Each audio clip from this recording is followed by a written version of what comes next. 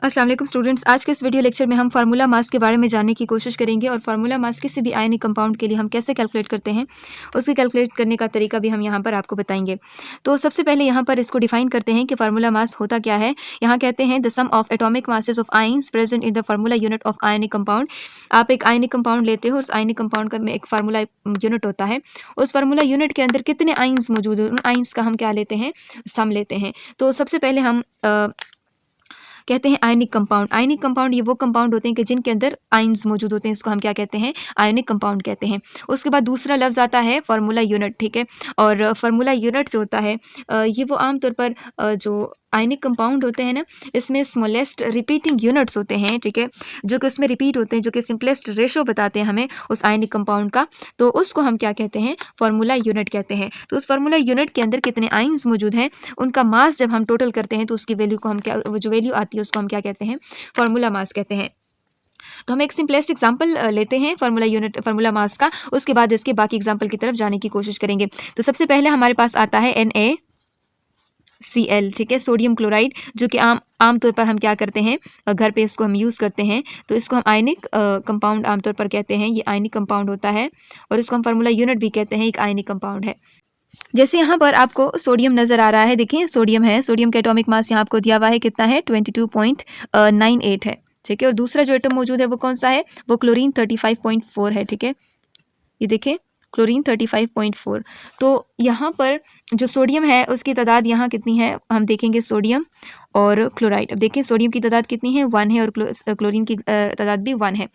तो इसके मास के साथ जब इसको हम मल्टीप्लाई करते हैं तो सोडियम का जो मास होता है वो टोटल ओवरऑल जो राउंड ऑफ करते हैं तो इसका मास आता है 23। और अगर हम क्लोरीन लेते हैं तो क्लोरीन का भी जब हम मास राउंड ऑफ करते हैं तो वो कितना बनता है, 35.5।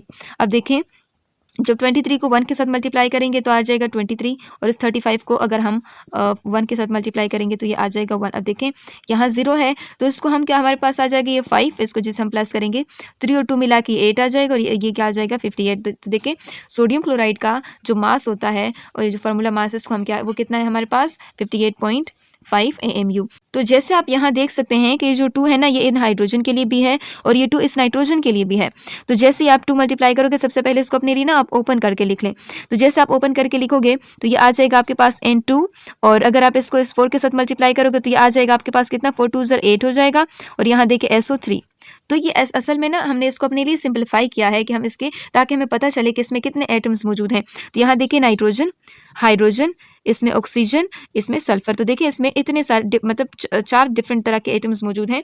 तो अब इनकी तादाद यहाँ हम लिखते हैं। नाइट्रोजन की तादाद कितनी है, 2 है। हाइड्रोजन की तादाद कितनी है, 8 है। ऑक्सीजन की तादाद कितनी है, 3 है, ठीक है। और सल्फर की तादाद कितनी है, 1 है। तो यहाँ पर जैसे हम इसका मास देखते हैं, देखिए यहाँ पर नाइट्रोजन का दिया हुआ मास आपको 14। तो नाइट्रोजन के लिए आप लिख लेते हैं 2 मल्टीप्लाई 14। हाइड्रोजन का हम जानते हैं कि हाइड्रोजन का मास यहाँ देखिए दिया हुआ है यहाँ पर 1, ठीक है। तो ये वैल्यू आ जाएगी यहाँ पर, हाइड्रोजन की वैल्यू 1, हाइड्रोजन का मास कितना है, 1 है।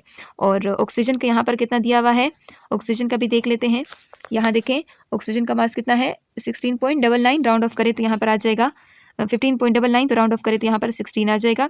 और आप जानते हैं सल्फर का 32, ये देखिए सल्फर, तो देखिए यहाँ पर इसका 32.065, तो राउंड ऑफ करें तो यहाँ पर 32 आमतौर पर आ जाता है। तो 14 तो 2 को मल्टीप्लाई करो तो यहाँ पर आ जाएगा 28, 8 को 1 के साथ मल्टीप्लाई करो 8, 16 को 3 के साथ मल्टीप्लाई करो तो यहाँ पर आ जाएगा 48, और 32 को 1 के साथ मल्टीप्लाई करो तो 32। अब इन सब को जब हम प्लस करेंगे तो प्लस करने के बाद हमारे पास इनका आंसर क्या आता है, आप कैलकुलेटर के जरिए चेक भी कर सकते हैं। ये देखें 8 8 8, ये देखो ये आ जाएगा 24, और 2 मिला के 6, 2 कैरी कर लें, ठीक है। और ये 2 और 2 4, 4 4 8, और ये 3 मिला के 116। सो देखें 116 AMU आप विदाउट कैलकुलेटर भी इसको सॉल्व कर सकते हैं।